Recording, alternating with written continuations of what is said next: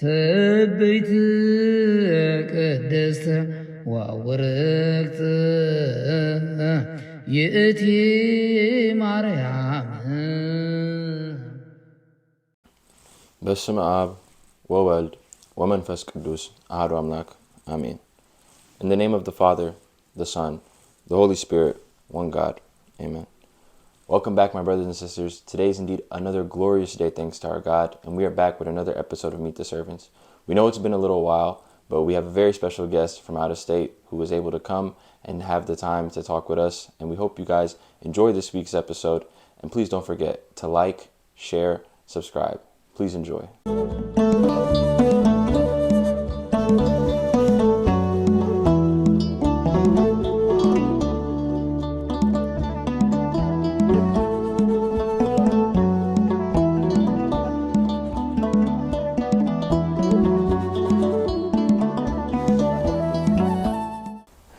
All right, my brothers and sisters, we have our guest here today. How are you doing?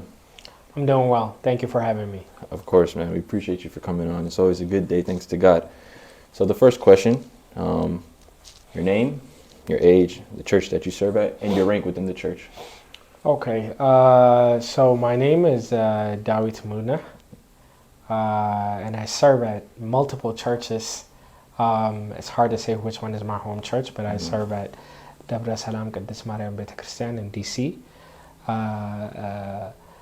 Sawaso Abraham, Kadus Paulos Church, also known as Spot. And now it's looking like Debre Haile is also my church here at Atlanta. So I serve multiple places, and I feel at home at all these places. And my age is old enough. Yeah. No, we hear you, man. And we hope, we get to lock you down over here in Atlanta. So, Absolutely. So to go to the next question. Sure. Tell us how you started to become a servant in the church. That's an interesting question. So I did not come to start teaching where it wasn't like I was called to service. The first time I remember doing at any capacity a service type was actually by accident. Oh, wow. My Sunday school teacher was a little late in high school, and we were all kind of fooling around, and I pretended to act like him. So I walked up to the class and I was like, Zumpalu, stay down, be quiet. And he walked in and he thought I was being serious. And he was like, you're doing great, keep going. And I didn't know what to say, so I was like, 5 pillars. And I started talking about that. We just had learned about that. So that was kind of the first time that, I ended up teaching, if you will. But I think afterwards, my Sunday school teacher ended up getting married, and there was a gap in Sunday school, and I always saw myself as filling a gap. Mm-hmm. Not that I'm supposed to be a teacher. I don't see myself as a teacher even now. I see myself as someone just like when there's a gap, I go and fill it. Mm-hmm. And there was a gap to teach Sunday school, so I started trying to fill that role. Wow, that's an interesting story. Yeah. I can relate to that a little bit. My first time teaching, I found out I was teaching on the car ride to church. Oh, that's how it is, I like to believe that God qualifies those that He has chosen. I don't think we come qualified, Mm-hmm. So it's truly beautiful to know that, these accidents happen to be some of the best blessings in disguise. Absolutely. So to move on to the next question. So you're well known across the globe, for your English services. Oh, wow. No, I'm serious, yeah. So for the English services that you bring to the church, so can you tell us and the viewers at home the journey of how you revolutionized English in our church? These are big words, college words. So again, a lot of the things that ended up kind of like,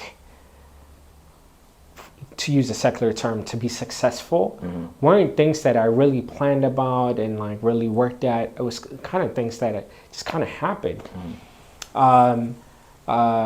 So when I went to college, I tried to do a few Bible study, lessons. Well, perhaps I should back up and tell this story. Is when I went to college, by that time I was already taking over the Sunday school at my mm-hmm. local church, and I remember thinking to myself, like, college is fun. Yeah. there's something called girls there. So it was, and the church teaching doesn't really line up with that. So I remember thinking I had to make a decision. Do I listen to my fleshly desires or what God expected me to do? And of course, I chose my fleshly desires. Yeah. And what I did was We've all been there. So I literally, I think I said to myself, I was going to pause my relationship with God to listen to my carnal desires. And when I went to college, immediately there was this thing that I just couldn't deny, and that was God. And although I was like battling with myself, I said once and for all, either I believe 100% or I don't. And I ended up doing a prayer, and I said, God, you said if you knock, you'll open the door. I'm knocking. If you don't open it, it's your fault. That was my prayer. Freshman year of college, I will never forget. So once, and I could tell you, I really felt for the first time, probably the only time in my life, the real presence of God. And I always challenge people, at least once in your life, you should have that feeling. And it is that same feeling that has kept me going for all these years. It's something I couldn't describe. It was very much, I felt so assured in his presence and in his realness. So then I started learning about the church, and I was saying to myself, if only people knew how wonderful it was. Yeah. Back then, keep in mind, we were talking about, I won't tell you my age, but I'll tell you, I went to college in 2006. Okay.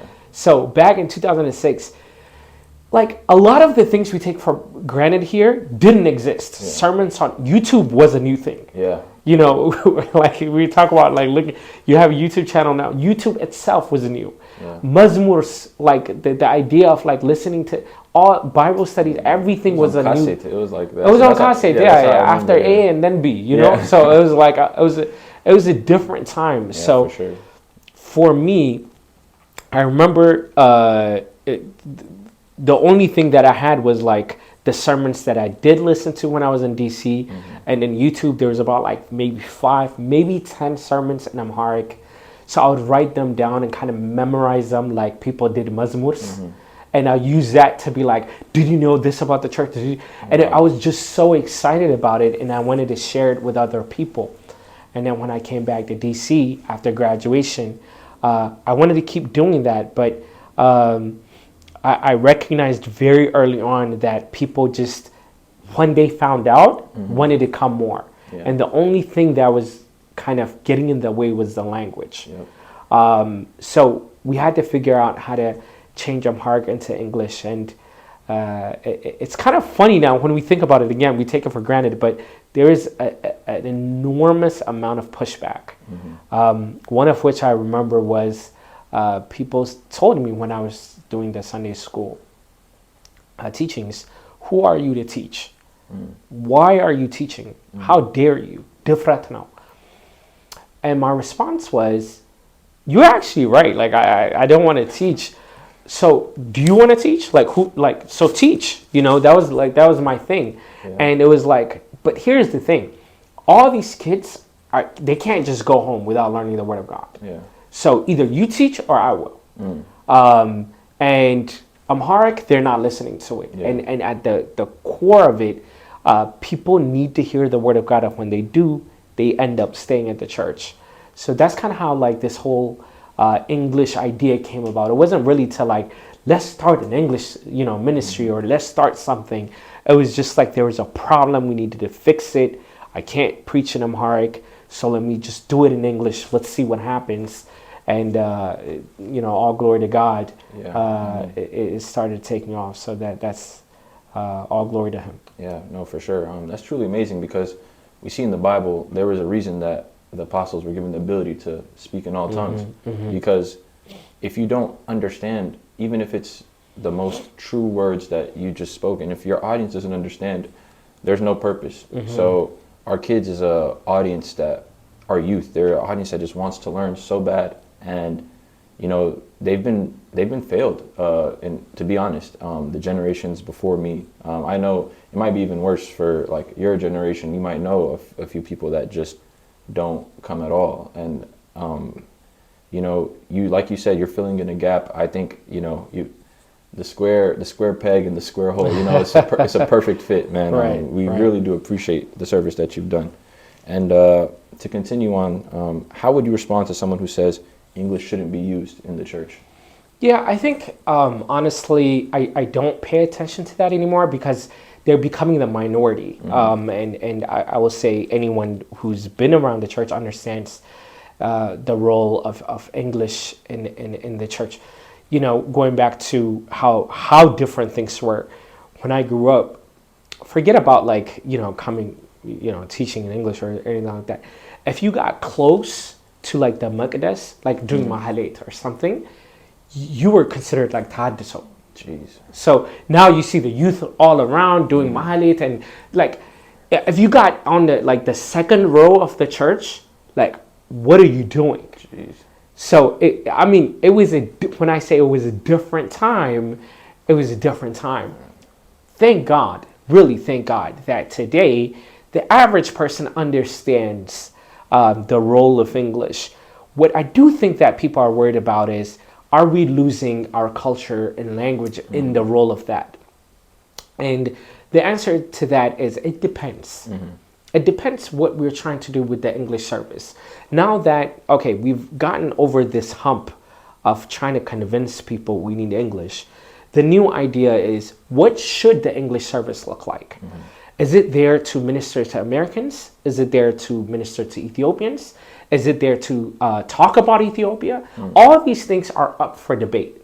And part of it is because there hasn't been a unifying factor that we've been able to come down and kind of agree on the strategies to use, everyone is left to come up with the answers on their own. So you'll find certain churches, for example, who may preach in English but sing in Ge'ez and Amarinya. You'll find other churches who only sing in English, who only sing and praise in English. And then you will see others, they may throw English here and there, but they're heavy on the Amharic. What do I think? I think that language is a tool that we discover. But that changing the language shouldn't mean changing the culture. And that also incorporates our identity, our history, our fabric of who we are as the Ethiopian Orthodox Tewahedo Church. Using English ministry shouldn't mean erasing the Ethiopianness, erasing the cultural, the history of the church as well. So we need to come up with a system that we all can abide with, that incorporates English, that facilitates English, while holding on to the essence of what it means to be Orthodoxy.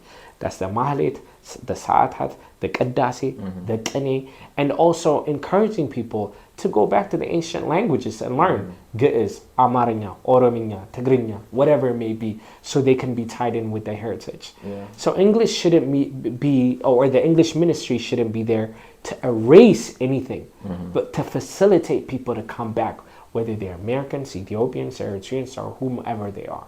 Yeah, no, I agree wholeheartedly because, like you said, language is a tool. It's man-made, and like it should be used to bring us back because there is something lost. You know, when you look at one word in Giz can mean a whole sentence, and if you look at a Giz Bible or any Giz text, like I have a Giz Addis Kiran, it's like this thin. We have the Addis Kiran Megdas Amari, and it's like this, and then in English it gets fatter. So, you know, there's some beauty and some things that can get lost when we leave Giz and Amarinya. But like you said, finding the right balance, the right mix, and using the language appropriately is a perfect blend. And I think you're right about it's becoming a minority opinion now because we are seeing how necessary it is for the youth retention. So I do want to say one other thing is I think, you know, there may be a lot of viewers who are watching this that are Sunday school teachers. And one of kind of the blueprints that they use for the English ministry is the Coptic Orthodox Church. The Coptic Orthodox Church obviously is our sister church. We are one in faith, but we are different in tradition. And the blueprint, the example for the Ethiopian Orthodox Tewahedo Church is the Ethiopian Orthodox Tewahedo Church. We can't use we can learn from them. But they can't be like this kind of blind follow of this is what they did, so this is what we have to do. They have a different history, a different problem they're trying to solve, a different issue, be it history. All of that stuff comes into mind when we're thinking about the Ethiopian Orthodox Church. We have a tendency to do this, not as just Ethiopian Orthodox people, but as Ethiopians in general. We just take something of the world or that's foreign, and we want to just apply it to ourselves without making the necessary that can be adjustments. dangerous. Yeah, absolutely. And that can be really dangerous. Absolutely. So I'm glad that you're one of the biggest voices when it comes to English in our church, and I'm glad that you have a good concept of how we need to pave our own path. You know, this is a part of church history, but in a good way. So yeah, the viewers at home, YeMariam Lij team included, we're behind your back, man. We support you, and Thank you so much. We appreciate all that you've done for us. And now to switch to a more personal note, can you let us know about your academic background? Because like you referenced college, so let us know.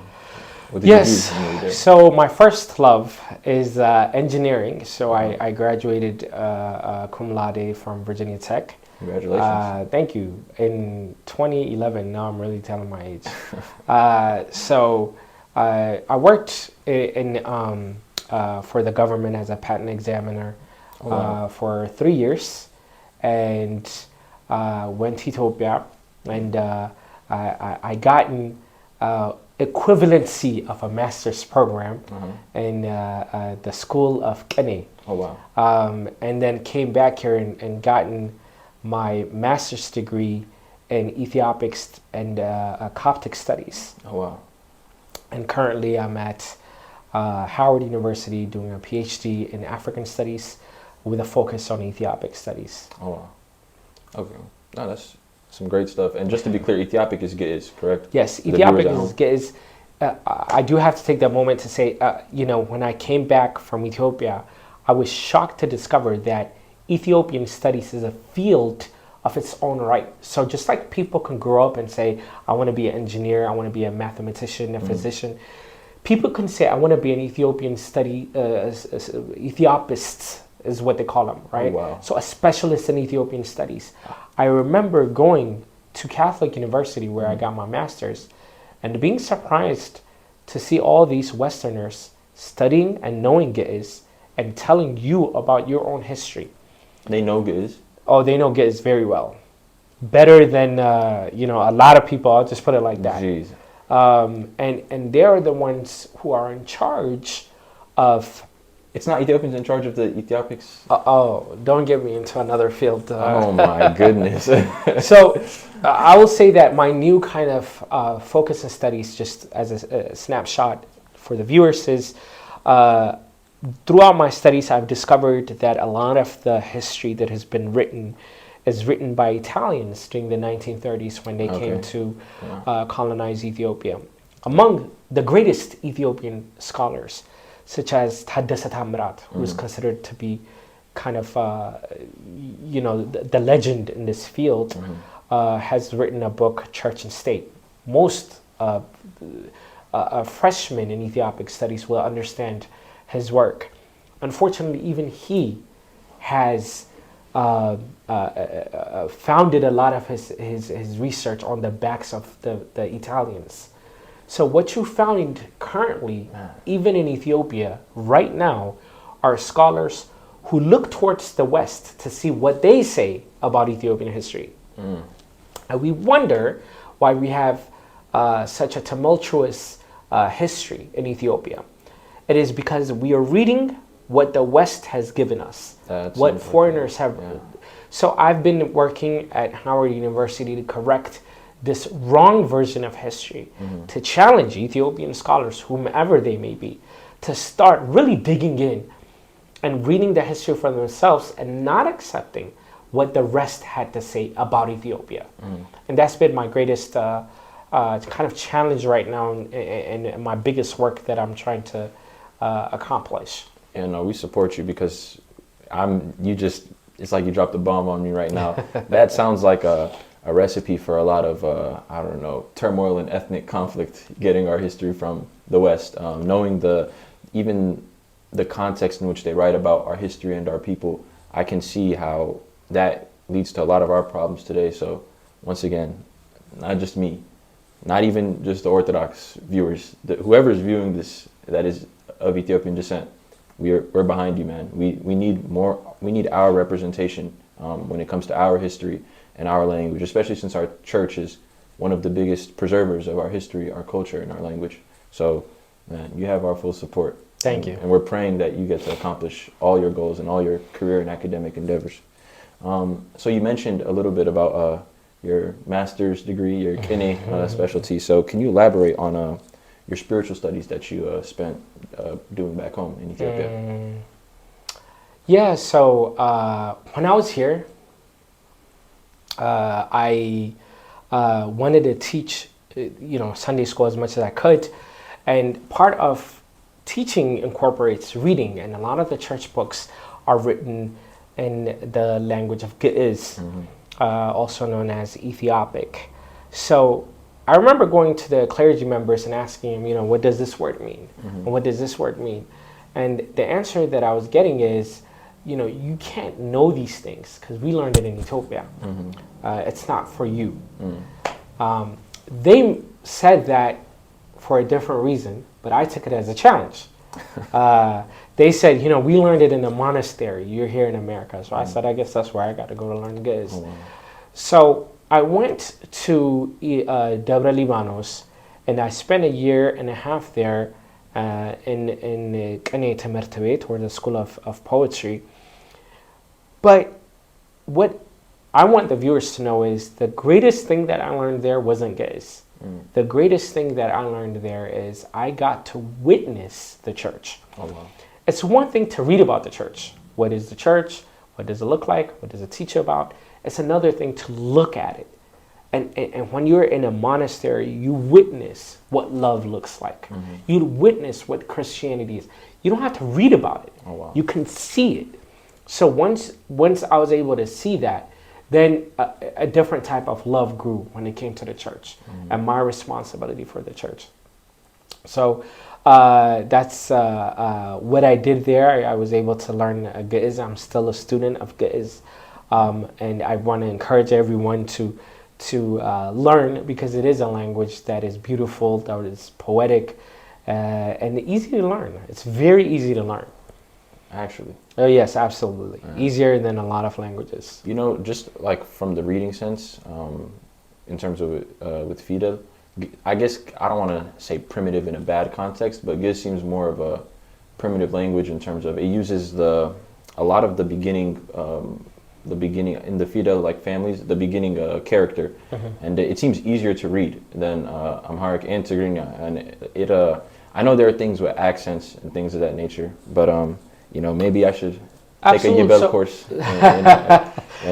So Ge'ez is part of the Afro-Asiatic family, and within it is the Semitic family group. Okay. So think of Hebrew, Arabic, Syriac, and all these languages have things that are in common. For example, they're all written from right to left, and they don't have vowel systems. They're known as they focus on the consonants.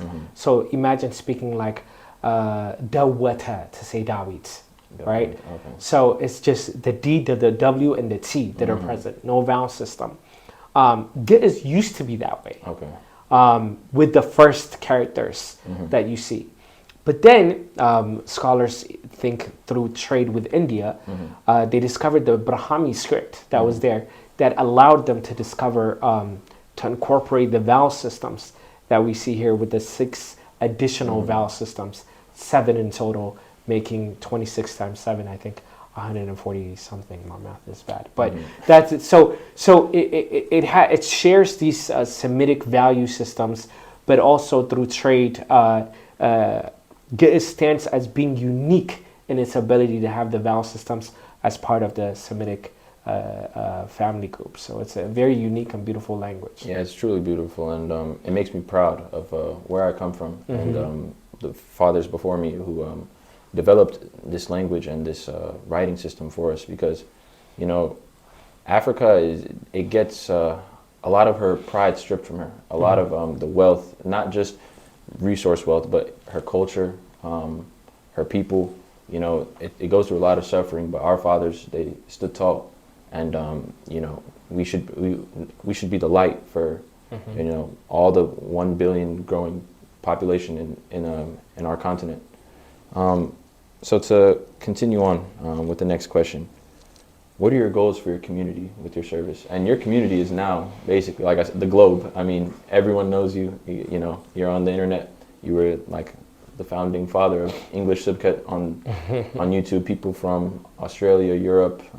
We had a deacon who was just here actually from London. Oh, and yes. He sold 100 copies of your book to heard. his church. Yeah, and like, you know, he was so like excited to meet you, and he said he didn't get the chance to talk to you, which, you know. Oh, we ended up talking. Oh, you guys did? Yes, Okay, yes, yeah. yes, YeMariam, if you're watching this, man, shout out to you. But this is yeah. So what are your goals for your community? So this semester I took a class on education, and there's this sociologist named Durkheim who defines education as a tool to start integrating the younger generation to the bigger generation.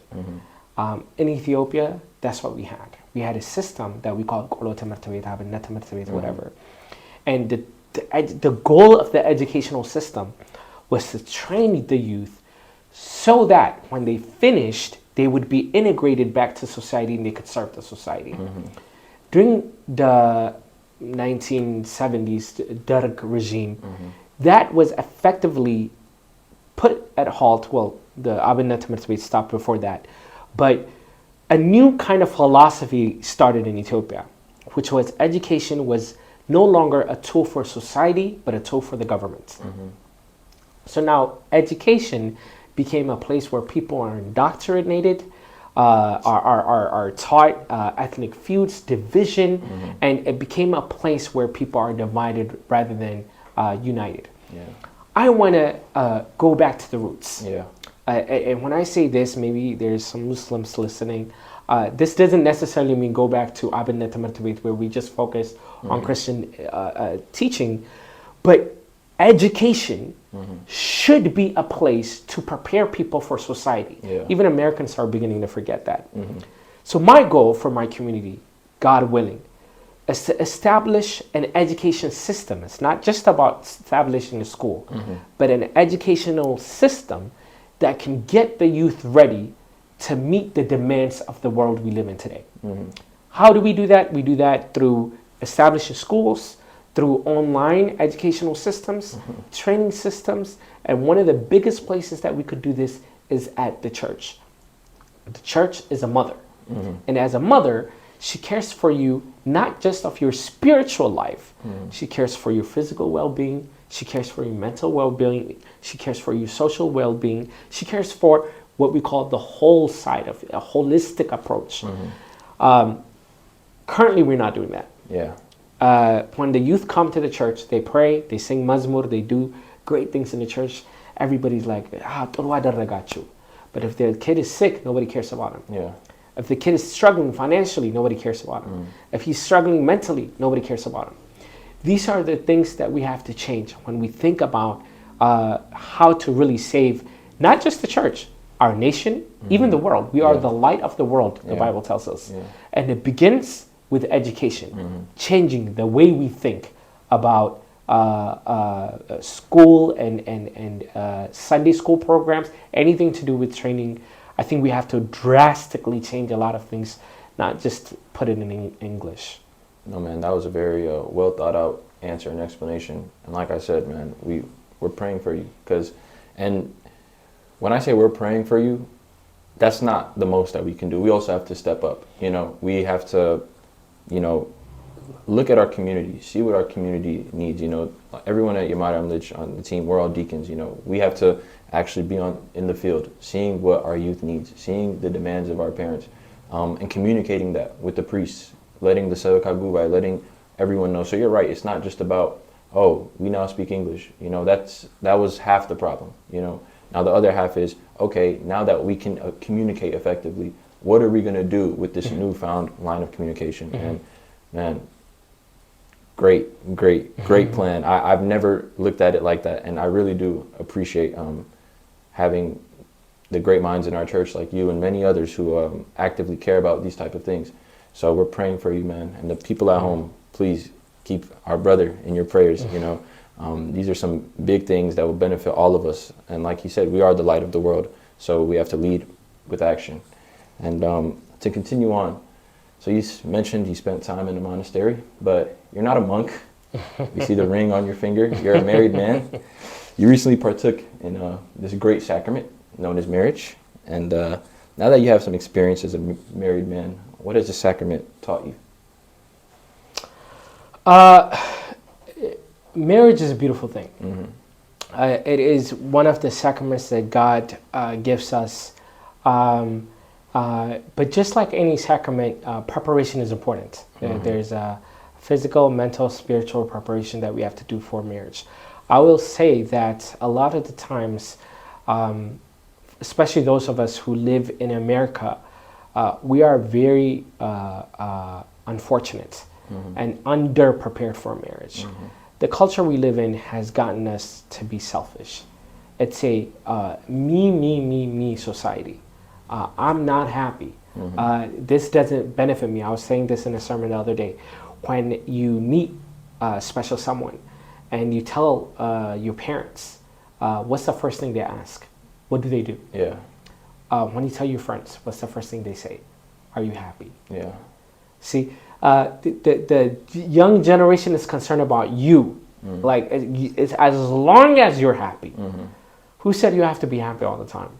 Who told us that? Yeah, Who told us that's how the world is? Misconception. It's a misconception. Yeah. If we talked to Christ and he was here when they were beating him, when they were slapping him, he wasn't happy. Yeah. And he was hurt, he was crying, he was hurt. Yeah. And not everything is about emotions, and part of it is just staying there and filling out your responsibilities. With that being said, marriage is ups and downs. There are good times, there are hard times, there are beautiful times, there are tough times. Yeah. And I think any type of presentation that tells you it's all bad or all good, I think is a representation of what marriage is, a misguidance to the youth that are looking and either being afraid of marriage or, underprepared for it. Absolutely. And that's a very professional answer. Hopefully the missus will appreciate that answer, walking on a thin line right there. So what advice would you give to the Orthodox youth and the young adults about finding the right partner and navigating life with them? Marriage is beautiful. Get married, at the right time. I don't want to say get married young, but I will say get married. It's very important, and you will gain a lot of things from it. Having that partner where you can lean on them whenever you need something, you can talk to them when you want to talk to them about something, is a very important thing. So my suggestion to everyone is to get married. Now, for Sunday school teachers, for priests who are watching this show, I urge you guys to have programs available for where the youth can come together and start dating. I remember there was, maybe I will say the name, UOTY. Everybody knows about UOTY, how big it was. There were some people who were complaining, saying that the youth were going there to flirt with one another and to talk to one another. And I was like, oh, this is great. Yeah, that's perfect. This is exactly what we want. What's the problem? Exactly. And people were complaining about this. And it's like, no, we want them to do that. We want them to do it responsibly. But we want them to get to know each other. And I think really we have to facilitate areas where young guys and young girls could get to know each other responsibly and start dating so that they can prepare for a matrimony. I always say dating is a spiritual act. Dating is a spiritual act. We always think about it as a negative thing, like we have to do hiding or something. I'm with you, man. Yeah, I'm with you.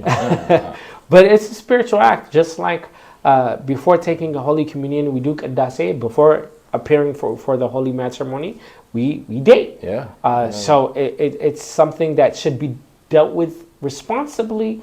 So we see some of the things that happen with dating. And I'm not talking about just fleshly desires and carnal desires. I'm talking about even for breakups and how we talk about each other after breakups. If we're saying this is a spiritual act, should I be talking about that person that way? Should I be treating that person? All these things matter if you're thinking about it from a vantage point of spirituality. So that's what I would say to young people. Yeah, man, I couldn't agree with you more. I'm a firm believer that marriage is a way to worship God. and the things that are involved in marriage, becoming one flesh and creating, reproducing, making many blessed generations, that's all in a way of, that's all a form of worshiping God, people, like you said, have a negative connotation because of the way, it can seem a bit excessive or worldly, but when it's done properly, it's truly a beautiful, beautiful act. And there's a reason that within the first book of the Bible, God showed us the sacrament. So yeah, I'm with you. Viewers at home, we're not saying go get married tomorrow, but please be responsible and don't feel too bad about, being on the hunt or, like you said, dating and all these things that come with being a young adult. When it's done responsibly, it's a beautiful thing in the eyes of God. So we're approaching the end, but before you go, we would like for you to share, you said master in Kine, master's degree in Kine. We would love for you to share one of this beautiful art that is present in the church, if you could. Yeah, this is actually a Kine I've done a while ago. The rule of Kine is you don't repeat a Kine, but I wanted to tell you this Kine because first I didn't do it publicly ever, so okay. This will be the first public display. Secondly, Kine has it's great. They say Kine asakra. It's really true. Sometimes I'm on the road and I completely forget where I'm going, thinking about Kine. It really puts you in a different world. Oh, yeah. But it also allows you to convey certain ideas so effectively that you can't do through words, through action, whatever. It's a powerful one. And in this one, I wrote at a very difficult time. So let me say the Kine and then I'll explain what it means and why I wrote it. So the Kine is Ethiopia Virt Hamamtanu Zeexyabhir Ansaha Amtana Ikelet Tabse Kamek Adami Yedeha is the Kine. So the Kine translates roughly to is the elderly Ethiopian women sick, whom God has cleansed or purified, because she's unable to stretch her hands like she did before. I'm playing on this biblical verse, Ethiopia Ethiopia shall stretch out her hands towards God. And I'm asking, is this elderly Ethiopian woman sick or immobile because she can't seem to stretch her hands? Now the sun is clear. There's an elderly woman, and if she can't stretch her, if she's sick, her hand is not moving like before. The work is, are Ethiopians losing their spiritualness and unable to stretch out their hands to God and pray during difficult times? I wrote this when we were on the brink of civil war, and there were all these different tensions happening. Look, to me, and to each his own. I genuinely care about Ethiopia. It's not something like, it's sad or something. It really, really gets to me. Yeah. And I just don't understand how the same Ethiopians we read about in the Bible, who are praying, who are doing all these things, can stop praying and turn to worldly resolutions when conflict arises. Like, I'm not talking about what's happening right now and people are like, we have to fight, whatever. To each his own. I'm just saying, for me, the Ethiopia that I read about are Ethiopians who resolve conflict by leaning on God and not our own understanding. And that's true not just in Ethiopia, but even around the Ethiopian Orthodox group area. When you see a conflict, people will rather call a meeting than a prayer. Yeah. And we're seeing how much it's affecting the generation. And this is kind of my way of saying, what's going on? It doesn't appear to be the same history that I read about that I'm witnessing. And all I can do is pray that we can see that same Ethiopia we once read about. Man, may you hear the words of life. Amen. We appreciate you sharing that with us. And the meaning is very beautiful, and it's something that resonates with me because I consider myself an Ethiopian patriot. I love my country. It is something that has been instilled in me since a very young age. Like, I love my country, all corners of it, everyone that's in it, even if you don't like me. My country is something that I don't play about. And to hear that poetry and that art, it does make me think we were the people that when we went to the battlefield, we carried the Ark of the Covenant with us, because we knew that even if they had advanced technology, advanced machinery, what can stand and face God? Mm-hmm. And the answer is nothing. What can stand and face the blessed and righteous people that God has anointed, such as Saint George? Who can stand and defeat Saint Michael, who is a faithful servant to God, who has defeated the devil? Nothing. Our God and the people that are the righteous that are on his side, they are undefeated. And this can even apply on a small scale in your daily battles, in your daily hard struggles. I once heard a preacher say, yeah, you're going through your hard times, but Tekla is still standing on his one leg praying. Kidus Mikael is still the same angel that carried Bidon and said he'll carry us if we ask for his intercession. He'll carry us to our Lord. Our Christ, his Eucharist is still at his house, and he still offers us to be in communion with him. So while we may go through hard times, us this really is a world concept, but for us, since we're Ethiopian, especially towards Ethiopians in the Orthodox community, we need to turn back to the way that our fathers were, the level of faith that they have, the level of commitment and belief that they had towards God. We need to return back to that. And once again, may you hear the words of life. That was truly beautiful. And this is our last question. It's been a great time. Sad that it has to end. But what is your message to the youth and the young adults in your community? Any advice, words of wisdom, or good wishes? I'll give you the same advice I received as a youth that a priest gave me. That was very effective. I remember when I was starting to teach in the Sunday school, a lot of the people were pushing me out, and people were calling me tahaddiso, and I was there to destroy the church. I was getting real frustrated.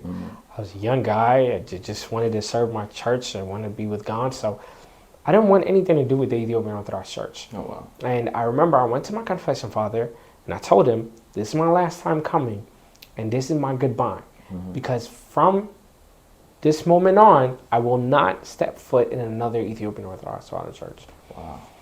His response to me was, oh, that's great. That's amazing. I was like, what? Because I expected a debate. And then he said to me, but what's your plan? I said, my plan is to go to the Coptic church and to serve there, because we're one. So it's not like I'm walking away from my religion. I'm just going to the Coptic church. Yeah.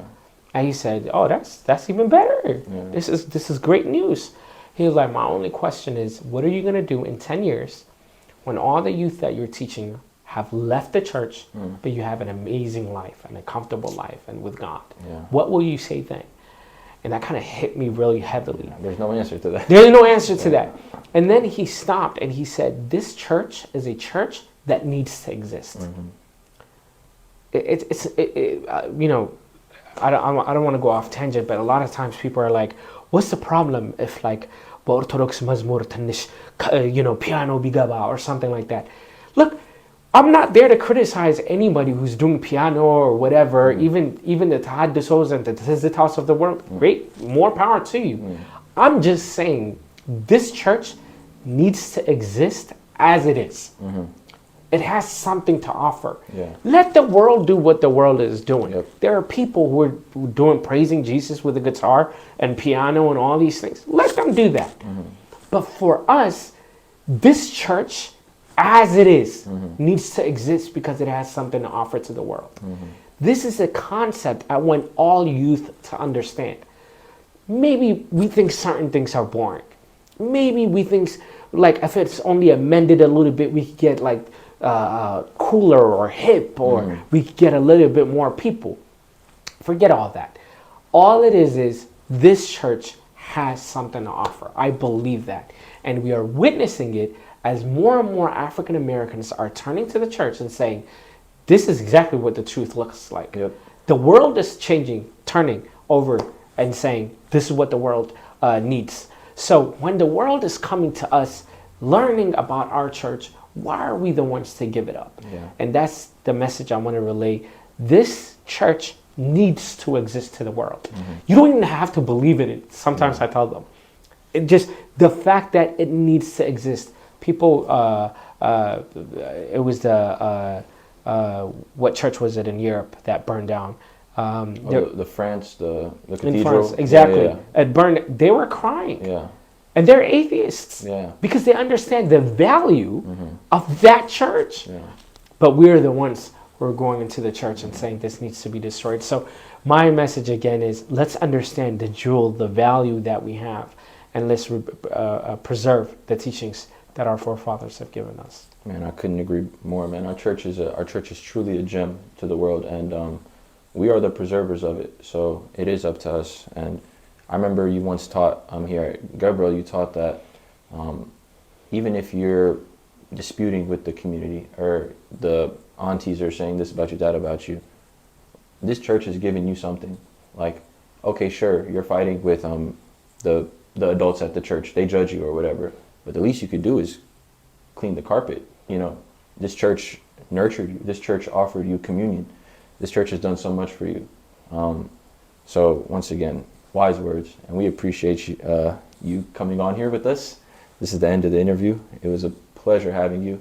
And to the viewers at home, we want you guys to remember that this series is, it's in the name, Meet the Servants. But we don't want to just for you guys to see a mini documentary. We want you guys to actually reach out and engage with our servants. Know that we're approachable. Is there any social media where people can reach out and see more about you and your works? Well, right now I have my website, Yibel. Okay. www.yibel.org, YIBEL.org. And people can log in there and learn Ge'ez, and through the grace of God, I'm going to be having more courses coming up this year. So be on the lookout for that. And my social media, I'm not very active on it, but it's D Muluneh. DMULUNEH is my Instagram. Okay. We'll have both of those in the description. And, he's not that active, but he's always willing to talk. He's a nice guy, I can testify, Once again, if you guys want to just reach out, get some advice, even make a friend, our brother is here and he's willing to serve his community. We appreciate you for taking the time to sit down with us. Once again, we're praying for you, and we hope that you get to accomplish all your goals. We appreciate all that you do for our church, not just here at Gabriel, because, you got married into the family, but around the world. Once again, you're truly a light to our church. We appreciate all that you've done. We really do. Thank you for taking the time to sit down with us. Wassabat al-Exyabir.